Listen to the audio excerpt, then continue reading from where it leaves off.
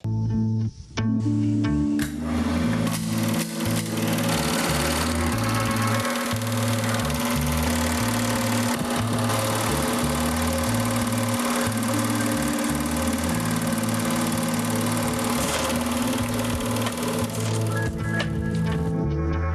todos cordialmente bienvenidos a La Mirada Indiscreta. Hoy tenemos un programa bastante especial en el sentido de el asunto de las dos orillas, el asunto de irse o quedarse en Cuba.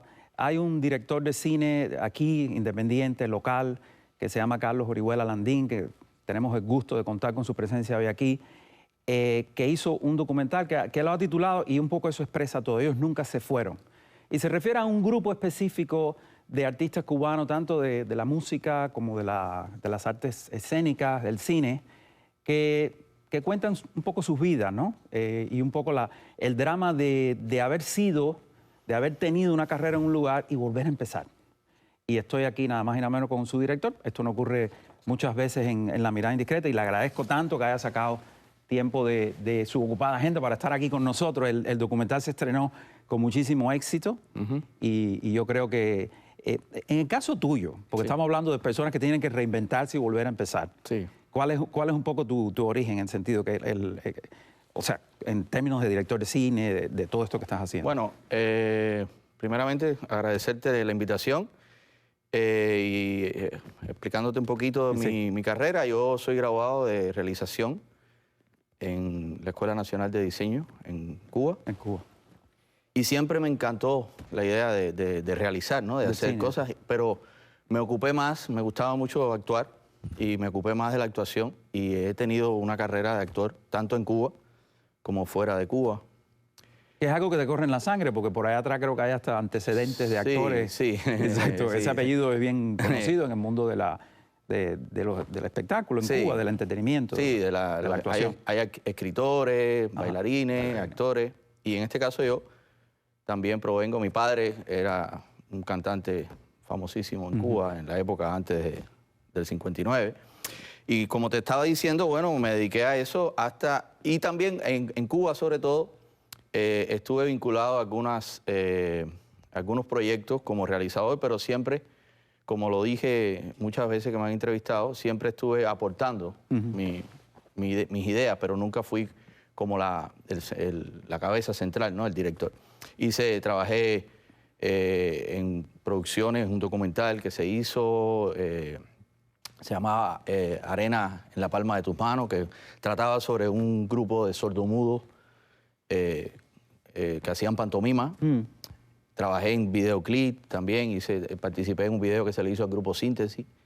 Y así, hasta que tuve la oportunidad esta vez de dedicarme, ¿no? Centrarme a esto. Y hablando de eso, vamos a ver una de las primeras personas que aparecen en tu documental, que es Susana Pérez, que es una artista sumamente conocida, talentosa, que además ha recorrido todos los medios. Curiosamente, ella también dice que empezó por la radio. Y yo creo que esa es una de las virtudes de tu documental, que va revelándonos a nosotros aspectos que uno no conoce de los actores. Tú entras un poco en la intimidad, que es una de las cosas importantes de este documental. Vamos a ver un primer fragmento y regresamos aquí enseguida a conversar con Carlos. Soy Susana Pérez, soy actriz cubana, llevo muchos años en los medios. Empecé en el año 71 a estudiar justamente en la televisión y mi carrera empezó al revés de por lo general como empieza la carrera de los actores. Casi siempre se empieza por el teatro. Yo empecé por la radio, después fui a la televisión, después hice cine y lo último que hice fue teatro.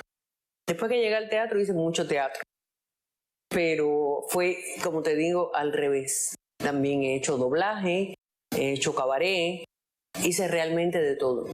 Estoy aquí en los Estados Unidos, en Miami, desde el año 2007. Llegué en noviembre del 2007 y no he dejado de trabajar. Lo mismo en la televisión poco, en el teatro bastante. Todos los años he hecho una obra, que eso ya es bastante en esta ciudad que es tan difícil hacer teatro, y me he mantenido trabajando activa siempre en los medios, ¿no? En lo que me gusta, en lo que me hace feliz. entre ese grupo de conspiradores. Él mencionó el nombre de Gaspar Urquiza. Y el suyo, Antonio. Cuando nosotros comenzamos, todavía existían los grupos de rock que tocaban con equipos de válvulas o de bombillos, que lo llamaban también, ¿no? Y entonces había una combinación de bombillos como los 12AX7, los 6L6, el 5U4, que era el rectificador de esos equipos, más o menos, de los equipos que teníamos a nuestra disposición.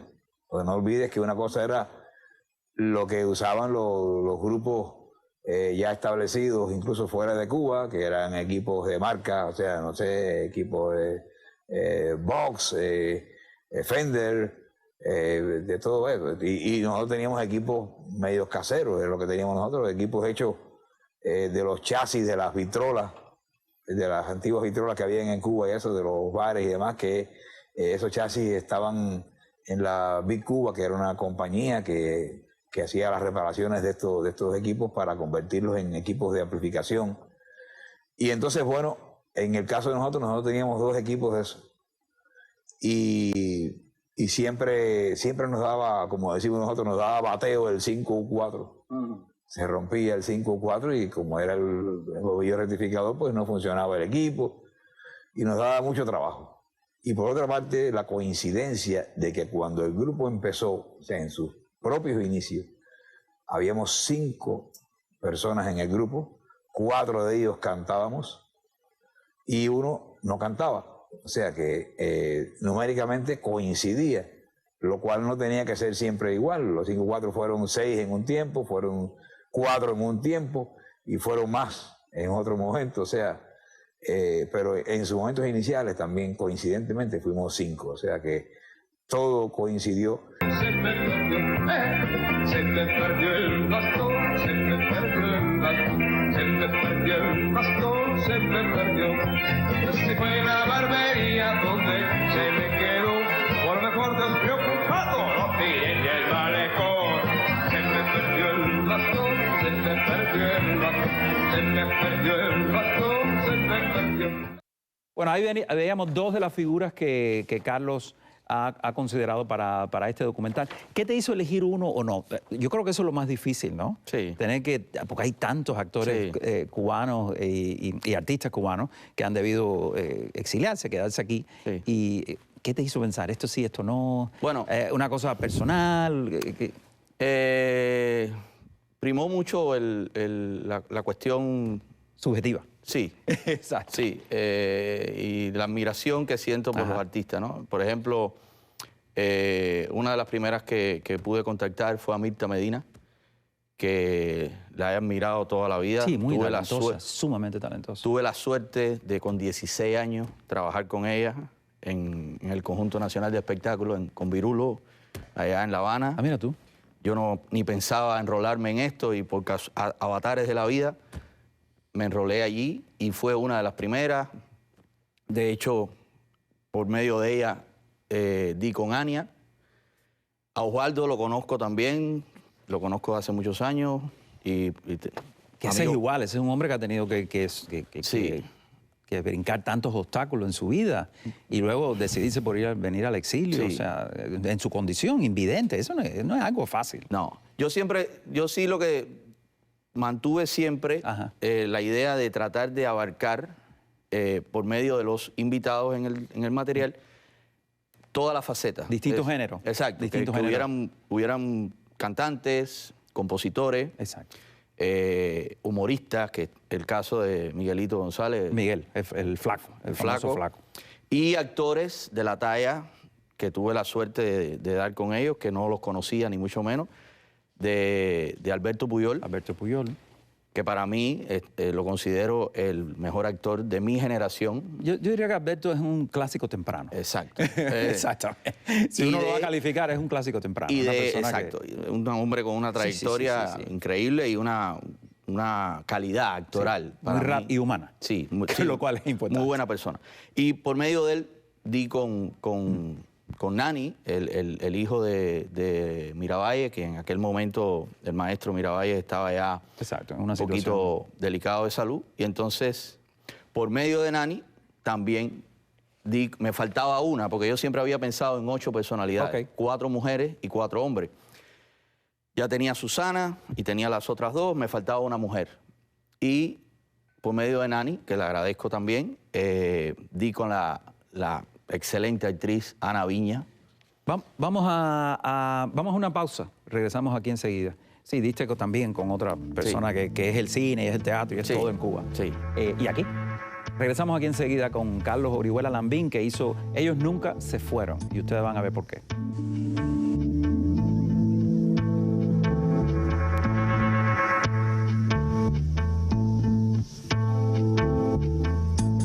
En aquella época, el carnaval se dividía entre la CMQ y Telemundo. Entonces, un año lo hacía la CMQ y otro año lo hacía Telemundo. A mí me tocó Telemundo, salió Telemundo. Entonces, ellos daban que a las reinas y a las damas le iban a dar un año de contratación en la, ¿cómo se llama? En la televisión. Yo, bueno, traté, yo dije, bueno, deja ver, me preparé, tomé clases de danza y todo para lucir bien. Y bueno, salí dama, en fin, para cortar. Corriendo, en cuanto se terminó el carnaval, al otro día por la mañana ya yo estaba allí en ¿cómo se llama? En Telemundo. Y fue la única que fui, nadie fue de las muchachas. Entonces, bueno, me hicieron una prueba, a ver qué era lo que yo sabía hacer. Entonces, la prueba me dijo el dueño, mira, Ana, tú no sabes hablar.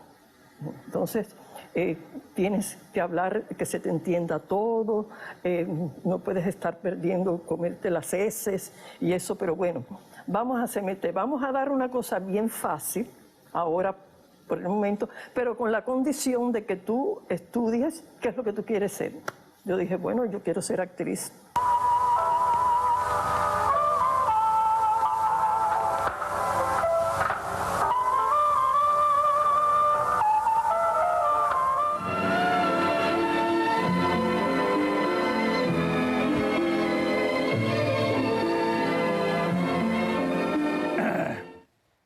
Bueno, me equivoqué, dije Carlos Orihuela Lambín y es Landín, por favor.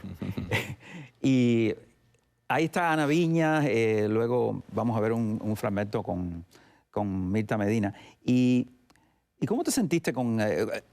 ¿cuáles fueron las preguntas? Un poco vamos a revelar tus secretos. ¿Cómo hiciste a estas personas que ya son tan famosas, que tienen tanta vida, confesarse? Bueno... O sea, ¿cuál es tu método? Que tal vez hay otras personas que te están viendo y quizás quieran hacer documentales también. Claro. No, yo realmente me interesó mucho, primeramente, que por medio de ellos se conociera su historia, ¿no? Sus comienzos, algunos hablan de sus comienzos, su desarrollo. Y sobre todo me basé en esta situación que está sucediendo hace unos pocos años con respecto a este acercamiento aparente de los gobiernos americanos y cubanos, su opinión. ¿Y cuánto ha influido, no, en su vida? Exacto. Y si les interesaba de alguna forma volver,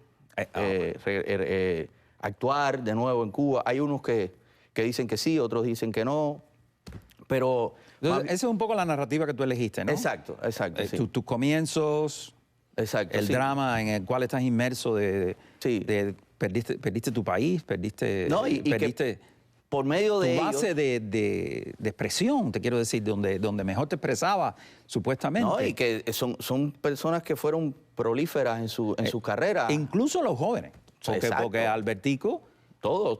Tiene tanta carrera como Ana Viña, increíblemente, porque es una persona que desde temprano trabajó mucho y luchó mucho para, como él dice, colocarse en el lugar que tiene, ¿no? Y entonces, sobre todo los cantantes narran, las cantantes, perdón, que son divas de nuestro país, narran el escape.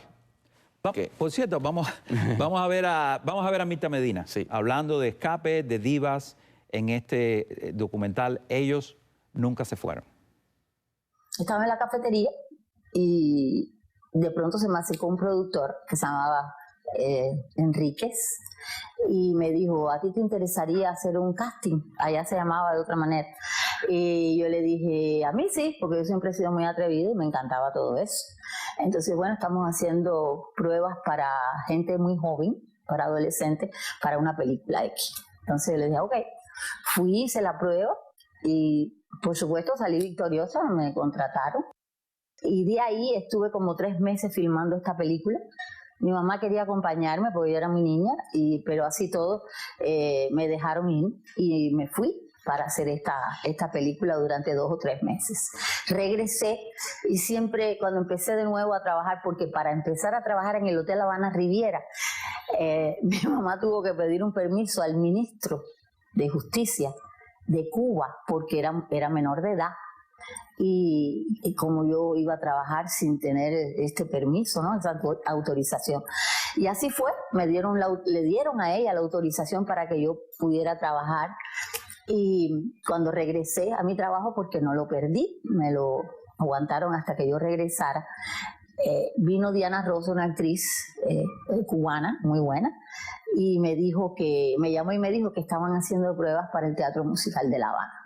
Qué suave sensación, qué dulce conmoción por la primera vez. En el 89 empiezo en los fonomemecos, pues Raciel, Chano, que le llaman aquí, Raciel decide hacer las cosas de Chanito, que es su padre, que él era de los fonomemecos también. Entonces entro yo en los fonomemecos, que era Pepe, Raciel y yo, ¿entendido?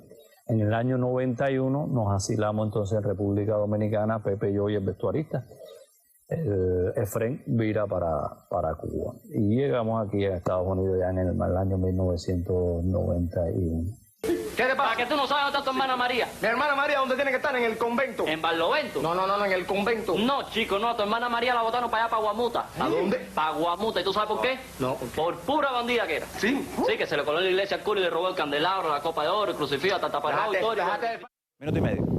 Pues nada, ahí estábamos viendo a los fonomemecos, a Miguel, que todavía es parte, por supuesto, del talento de este canal. Y estoy con el director de este documental. Ellos nunca se fueron. Y el título, ¿cómo te surgió el título? Por cierto, que hablamos al principio del título. ¿Qué te hizo pensar? Este es el título. Es una pregunta que mucha gente me ha hecho y yo le explico, sobre todo lo dije el día de la premier. Entiendo que ellos nunca se fueron, pero nunca se fueron de nuestra mente. Es decir, está bien. El público cubano. Yo pensaba que era otra... No. ¿Que es el irse o quedarse? No. No. No es el irse o quedarse. Están aquí, están en los que estamos aquí en el exilio, o los que estamos fuera de Cuba, y también están en la mente de los que están allá. Es verdad. Por eso entiendo que es que nunca se han ido de nosotros mismos. Todas estas personas que tú incluyes, y quiero subrayar eso que estás diciendo, sí pertenecen a nuestro imaginario. Sí. O sea, oímos una nota y sabemos que es Mirta. Sí. Oímos o Ania o la otra. Vemos una actuación, una voz, y es la de Susana Pérez. Vemos a un guajiro montado a caballo. Y no hay otro, exacto, no existe otro. Y Albertico ni se diga. Qué interesante, sí lograron hacer un estilo, sí lograron hacer una estética. Toda esta gente, a su manera, tienen una manera de expresarse. Yo creo que se ve en tu documental. Y tú querías subrayar eso. Yo hubiera que... Bueno, yo creo que se ve, bueno, perdón. O sea, gracias, yo lo digo. Gracias. Yo creo que se ve. Gracias si lo aprecias tú, que es una persona tan ducha en la materia. Esa era la intención. La intención era de que se viera ese arraigo, esa trayectoria, ese sello que quedó en nuestra memoria como público cubano.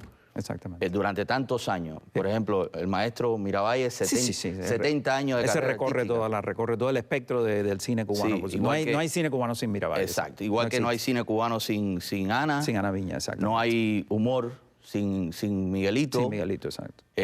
No hay... Y antecedentes del rock. Ajá. Osvaldo. O sea, cuando el rock era anatema, cuando era la música del enemigo, ya él estaba entrando ahí. Ya estaba tocando cosas que no eran muy, bien recibidas. Sí, y la gente no se acuerda de eso. pero eso es importante. Pero eso es importante decirlo. Vámonos con Ania Linares y después regresamos aquí enseguida a seguir hablando con Carlos sobre este documental que me imagino que les resulta tan interesante a ustedes, donde se revelan secretos de estos artistas que queremos tanto. ¿Ok? Venimos enseguida. Salí de Cuba en el año 1991, rumbo a Venezuela, con un contrato de 8 meses, donde teníamos que trabajar en diferentes lugares, radio, televisión, grabamos un disco, hicimos todo eso allá. Y me dieron la oportunidad de salir con mi esposo en ese entonces. Y sobre todo tuvimos que hacer un paripé de que mi hijo, con 14 años, empezara a trabajar en el segundo show del Capri con nosotros, para que vieran que él era integrante de mi grupo. Eso costó una migraña muy grande del niño, porque trabajaba hasta las 4, 5 de la mañana, a las 6 tenía que estar en el conservatorio, porque él es músico, y bueno, valió la pena, porque vieron que era integrante de mi grupo, y entonces lo dejan salir conmigo y con mi esposo hacia Venezuela.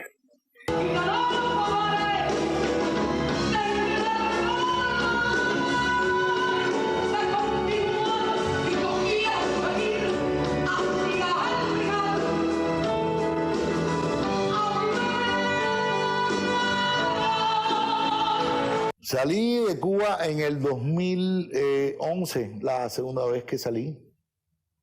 Primero me fui en el año 94, estuve mucho tiempo viviendo en Colombia, trabajando en Colombia. Regresé a La Habana y posteriormente en el 2011 salí con mi esposa, con mi hija, y me establecí un tiempo, conseguí un contrato de trabajo en Colombia, Bogotá, y de ahí pues decidí establecerme acá en los Estados Unidos, ¿no?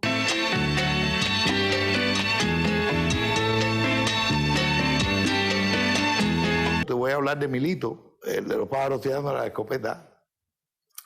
Era un personaje en el que yo estaba por encima del personaje en algunas cosas. Yo era, por ejemplo, más inmaduro que el personaje. Era más celoso que el personaje, era más intransigente que el personaje en esa etapa. Yo tenía 23 años. En ese momento entendía que yo era un hombre hecho y derecho, pero mirándolo ahora a los 56, 23 años era un niño prácticamente. Y me enfrenté a ese personaje con una pasión casi infantil. Mira tú, a Milito. Es un personaje que recuerdo con un amor muy grande, con un respeto muy grande, porque fue la película en la que yo pude compartir con Reinaldo Miravalles, con Consuelo Vidal, con Silvia Plana, o sea, con Beatriz Valdés. Yo soy tu marido. Habla bajito, que no estoy para espectáculo. ¿Yo soy tu marido o no soy tu marido? Mira, Emilito, yo no quiero marido para que me esté maltratando. ¿Pero cuándo yo te he maltratado, Magdalena? ¿Cuándo yo te he puesto un dedo arriba? Dime. Lugar, momento, hora. Tú estás así.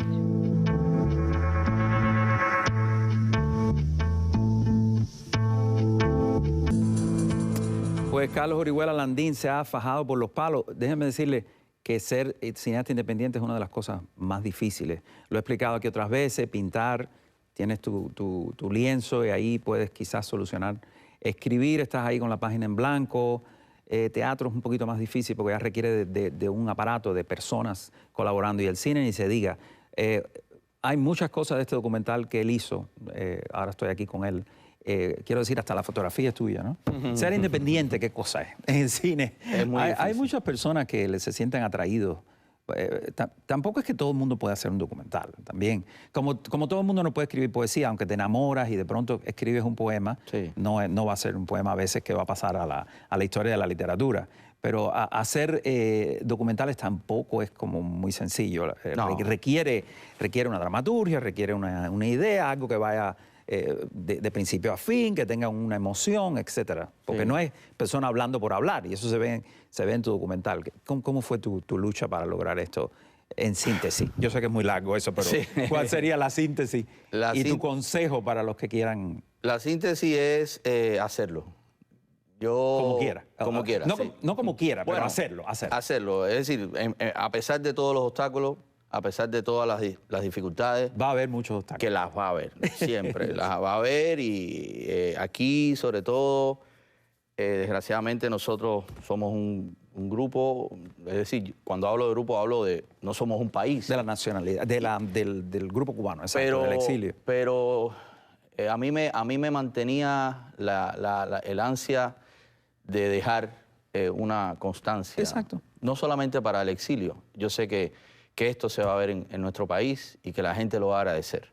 Mucho. El público cubano lo va a agradecer. Te lo digo, hay personas ahí que ellos quisieran de vuelta, que ellos quisieran ver un concierto, que ellos quisieran verlas actuando. Exacto. Te lo digo que es así porque esos mensajes llegan todos los días. Y también que nuestro pueblo vea la verdad contada por sus protagonistas es muy importante. Sí, para que nadie les haga cuento. Exacto. O sea, y que para la historia oficial no secuestre esto, porque si no la historia oficial secuestra a esta gente y lo cuenta de otra manera. Claro, lo que siempre han hecho.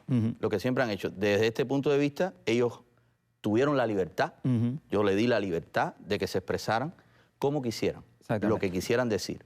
Y ahí está plasmado.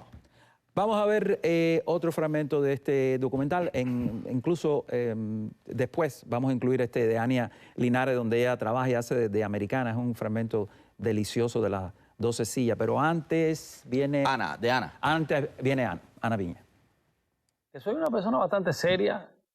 Sí, todo el mundo piensa lo contrario. Todo el mundo piensa que conmigo... Yo soy un tipo bien tranquilo, soy una persona que me invitan a una fiesta y me siento y converso normalmente, pero no es el payaso que la gente está esperando ver cuando llega a la fiesta, que todo el mundo, ay, se aportó, dale, que te va a hacer chiste. No, yo me siento ahí tranquilo, converso.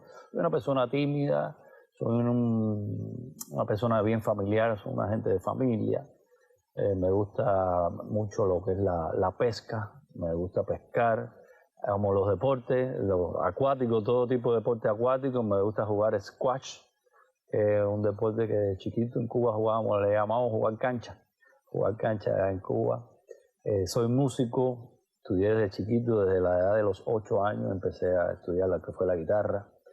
Estudié con Leopoldina Núñez, una gran profesora, que de ahí surgieron muchísimas personas que hoy son casi todos los que pasaron por Leopoldina. Esa época, esa generación, todos salimos artistas. Ay, bueno, niña, es que imagínate tú, tus invitados siempre andan rodando por piso. Rudy, pero niño, imagínate tú, el problema es que yo ahora estoy con todo el lío del show de que vamos a montar para llevarnos para allá para Las Vegas y todo esto. 20 años llevo en Miami. Aquí he aprendido mucho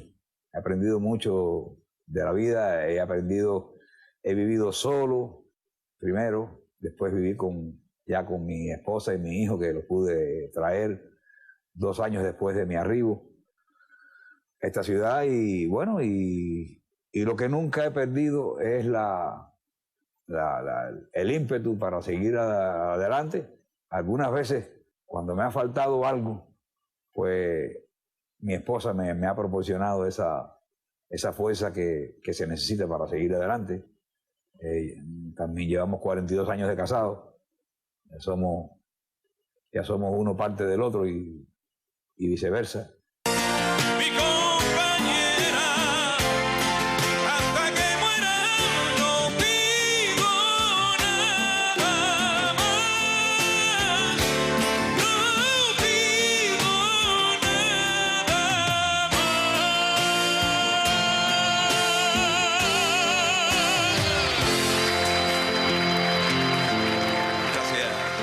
Bueno, Bueno, ahí vimos el legendario Osvaldo y Miguel, Miguelito, que de pronto es músico y ustedes no lo sabían. Y yo creo que esa es una de las características de este documental que nos va revelando, no son secretos, pero son pues, cosas de los actores que a nosotros nos gusta saber. Me equivoqué, en el próximo fragmento es que vamos a ver a Ana Viña en este momento de Las 12 sillas, que es una de las buenísimas comedias de Tomás Gutiérrez Alea, donde ella hace de americana y va a explicar todo lo que sufrió, sobre todo para ser rubia. Vean este momento y regresamos aquí enseguida con el director del documental. Y Las 12 sillas es un cuento ruso. Sí, es un cuento ruso. Entonces querían una muchacha y hacer de americana. Entonces Titón me llamó porque ellos iban mucho a Teatro Estudio. Entonces me llevaron para allá. Entonces como era una americana, me querían poner el pelo rubio, pero blanco. Vaya, acabaron conmigo, porque me llamaron hoy y tenía que firmar mañana. Entonces me metieron en la peluquería y me echaron líquidos. Bueno, no, aquello fue que yo hacía después, hacía así y me salía sangre de eso. Eso nunca se me olvidará. Al otro día hice la película y cuando me metí en la ducha, el pelo se me cayó.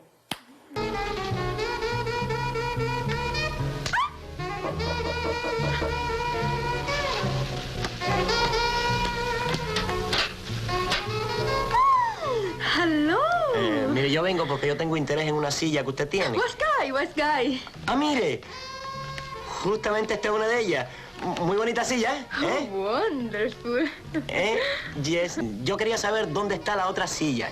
Chair. Usted tenía dos, ¿no? 1, 2, chair. Excuse me. I'm missing now. Muy bien. Thank you very well. Thank you very well. Muchas gracias, señorita bonita. Buenas tardes. That's the American way of life.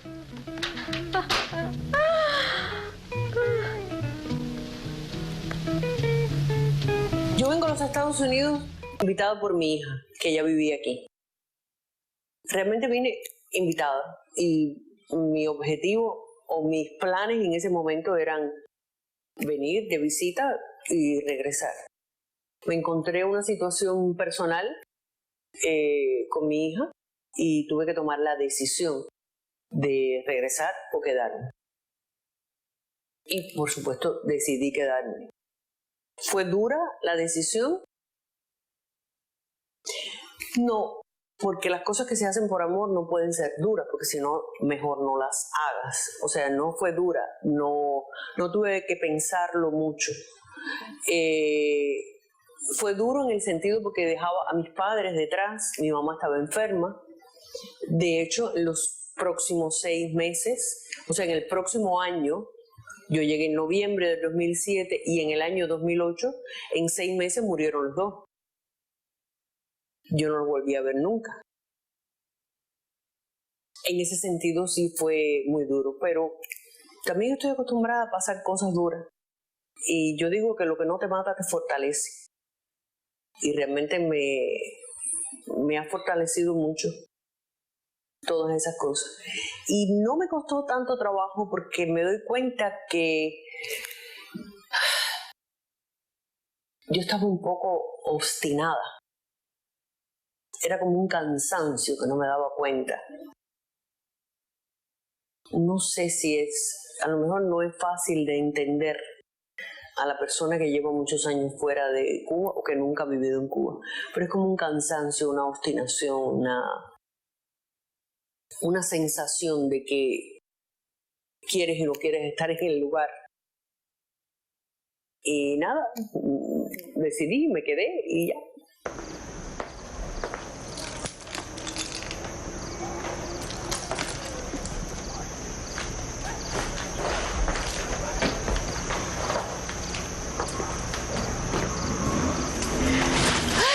Tenía de llegar a la casa y acurrucarme con mi profesor. Pudiera llamarse también Confesiones Nunca Antes Escuchadas, porque ahora mismo uno de nuestros legendarios camarógrafos, acaba de decir que Susana está hablando ahí cosas que ella no hubiera hablado en otro lugar. Así que yo creo que eso es uno de los méritos de tu documental, porque a mí me parece una conversación muy franca con todo el mundo. Yo creo que, no obstante que no nos conocías antes, que esa es la parte más difícil, ¿en qué tiempo te duró hacer todo este proceso? Bueno, primero, contactar a los artistas también, que ahí quiero aprovechar y mencionar el trabajo de mi productora. Que es una estrella. Sheila Alfonso. Vamos a decir en cubano que es una pituita, lo cual es un mérito. Eso me lo dijiste tú antes de llegar. Es un mérito porque los productores que no son así no van a conseguir nada. Sheila... Ellos tienen que defenderlos a ustedes todo el tiempo. Sí, genial. Y contactar a los artistas y después lograr estas imágenes, que también tengo que agradecer a mi camarógrafo y editor, Sergio González, que también sin su trabajo no hubiera sido posible esto. Fue un trabajo, tú sabes, de nosotros tres, en equipo. ¿Y qué tiempo duró todo esto? Entre una cosa y otra. Comenzamos el proceso el año pasado, pues el documental se hizo el año pasado. Alrededor de todo el proceso de grabación duró como 3 meses, más o menos. 3 meses, entre una personalidad y otra. Como en junio, julio, no recuerdo bien, y terminamos en septiembre, octubre. Sí, porque el último que grabamos fue a Mirabai, que fue en septiembre, y desgraciadamente él muere en octubre y no pudo ver el documental. ¿Y qué tiempo tuviste con cada uno más o menos? O sea, ¿cuál era el proyecto? El proyecto era... ¿Y grababas una conversación entera? Sí. Y luego elegías los momentos que tú pensabas que iban a adecuarse a lo que tú querías. Exacto. Yo preparé, hacía la preparación de antemano de lo que le iba a preguntar. Trataba de que ese día eso quedara perfecto, ¿no? Lo más posible. Posible, exacto. Y así hice con cada uno de ellos. Y después entonces ya el trabajo de postproducción, ¿no? De revisarlo, escoger esto, aquello, fue lo que más demoró. Qué bien. Nunca mejor que celebrar el 10º aniversario de este programa, increíble, 10 años de La Mirada Indiscreta, gracias al público y a invitados como estos, si no hubiera existido, y a todas las personas que apoyan y hacen posible, sobre todo a mi productora, Ali Cartaya. Vamos a ver una promoción, y se lo agradezco muchísimo a Andrés, a Darwin, que son las personas, los gurús del Departamento de Promociones que han hecho celebrando el 10º aniversario. Yo creo que capta un poco la idea de lo que es este programa. Alejandro Ríos nos ha traído la historia. Y a él le encantaba meterse la goma. Lo contemporáneo. Ven acá, mijo, esto es tuyo. ¿Qué día esto? Y la cruda realidad de un pueblo vista junto a sus protagonistas. Perdóname. Me tengo que ir. ¡Directa para los presos políticos! Por eso celebramos 10 años del único programa de cine cubano en democracia. Mucho más de esta realidad y de esta manera de ser independiente que todo. La Mirada Indiscreta, los domingos a las 8 por América TV.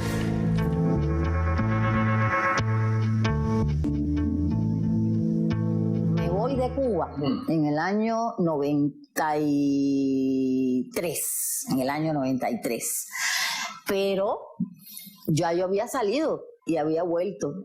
Mi mamá fallece estando yo en Cancún.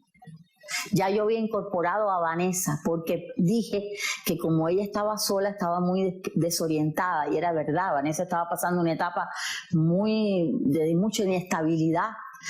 Era muy niñita, y entonces yo asumí eso y dije, no, me la tengo que llevar.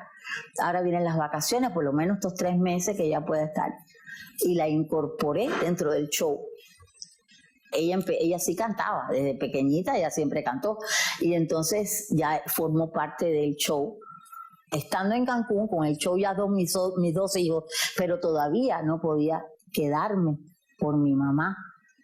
Mi mamá la estaba cuidando la señora y yo le mandaba todas las cosas que ella necesitaba, medicina, pamper, de todas esas cosas que se usaban, porque ella se orinaba pobrecita en la cama, estaba ya que no atinaba a nada. Entonces yo tenía que enviar todo eso para que ella pudiera subsistir en Cuba. Y esa señora, gracias a Dios, me la cuidó en ese tiempo que yo estaba viajando. Estoy en Cancún y fallece, me dan la noticia. Dejo a mis hijos porque no podía cerrar el show. Haciendo el show, hacemos un arreglo y voy a Cuba. al entierro de mi mamá, pero llegué tarde porque cuando llegué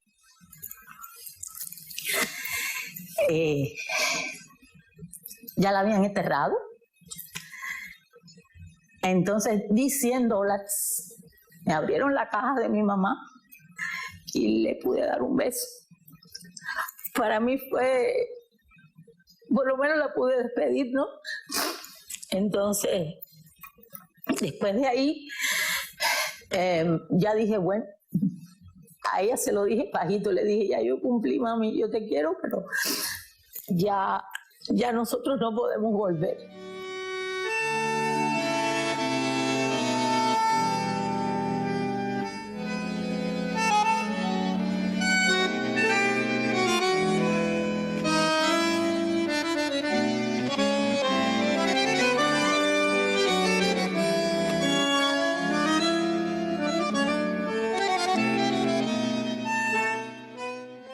Bueno, ustedes vieron, nos hacen felices, nos hacen reír, nos hacen llorar, pero de otra forma, no de esta.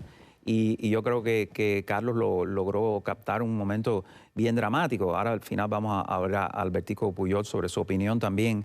Que es tremendo que ellos confiesen toda esta parte que es muy personal. Sí. Y también, pero es lógico que esté también, ¿no? Sí. ¿Qué tú ¿Te pareció que tenía que estar? Sí. Más sí. allá del arte, todo lo que explican de sus comienzos, de la cultura. Sí, porque como te dije... El caso cubano es otro caso. Sí. No se parece a otro. A ninguno.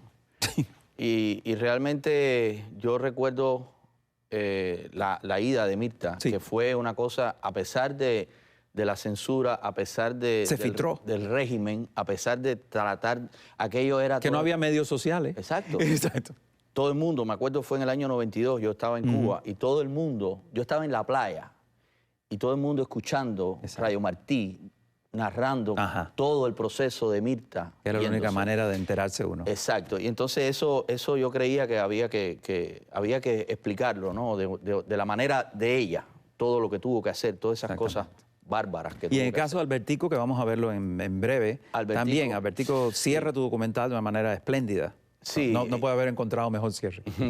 Bueno, él lo dice ahí y de verdad me parece que fue maravilloso de la manera en que... Es una suerte para ti. Entonces, para los realizadores es una suerte contar con confesiones y personas de personalidades tan... Y se lo agradezco infinitamente. Tan rotundas como esta, que saben hablar y que saben decir. Vamos a ver ese momento de Albertico Pujols cuando este documental termina, que además se lo queremos agradecer muchísimo a Carlos que lo haya traído aquí a La Mirada Indiscreta para que lo comparta con ustedes, más allá de que hubo un estreno muy concurrido, en vivo allí con algunos de los actores. Yo creo que ahora lo van a ver más personas, afortunadamente. Nosotros tenemos muchísimos seguidores en este 10º aniversario de La Mirada Indiscreta. Ahí va el fragmento. Mira, ante todo te voy a decir que tengo muy claro varias cosas. Primero, no abandoné Cuba. Eso es lo primero. Porque a Cuba yo no la abandono. No la podría abandonar. Yo abandoné el gobierno de Cuba, que es otra cosa. Yo abandoné los estamentos, la nomenclatura, las órdenes, los dictámenes. Eso fue lo que yo abandoné. Sencillamente porque me cansé y no creí más. Y me afectaba a mí y a mi familia. Pero a mi país yo no lo abandoné. Abandonar tu país es una cosa y abandonar el gobierno de tu país es otra. El gobierno de mi país, en el cual tuvimos fe mucha gente durante muchos años, nos educaron en tener esa fe, no es sencillamente. No existe. Está ahí en contra de nuestro deseo, por lo menos del mío. Y esto te lo digo claro. Pero yo soy actor y soy famoso en Cuba, no por el gobierno. Yo soy actor y soy famoso en Cuba por el pueblo de Cuba. Porque yo en Cuba he tenido que luchar como un león con las uñas para lograr ser quien soy. Y he logrado ser quien soy no por mí, porque yo no soy el mejor actor que hay en Cuba. ni soy el actor más famoso que hay en Cuba. Soy un actor muy famoso y soy un actor útil. Pero el lugar que tengo en Cuba lo tengo por el pueblo de Cuba. Y el pueblo de Cuba es más importante que el gobierno. Y el pueblo de Cuba es la persona que vota por mí como actor, como artista, porque me lleva en el corazón.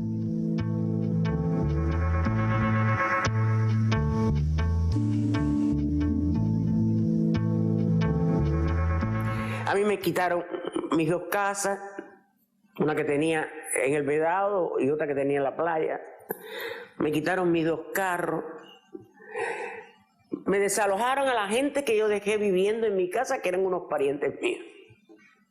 Le quitaron la propiedad de mi casa, se la quitaron. Aparte de eso, pusieron en el periódico, por la fuerza tan grande que hubo aquí y el boom tan grande que hubo aquí, pusieron en Cuba un pedacito en un periódico el periodicucho ese, el Granma, Juventud Rebelde, no sé, creo que fue Granma. Un artista que ya no se oía, que ya no cantaba, que estaba retirada, se quedó.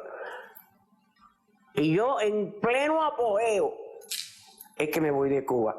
O sea, que eso es como para denigrarte, como para que tú te sientas mal. Yo no me sentí mal, yo empecé a reírme y todo el mundo en Cuba se rió de esa noticia. Yo tengo ahí el periódico, lo tengo guardado, lo tengo en un cuadrito, para cuando me digan algo decirle, ¿y esto qué pasó aquí? Heridas abiertas sin piedad cuando digo mentiras.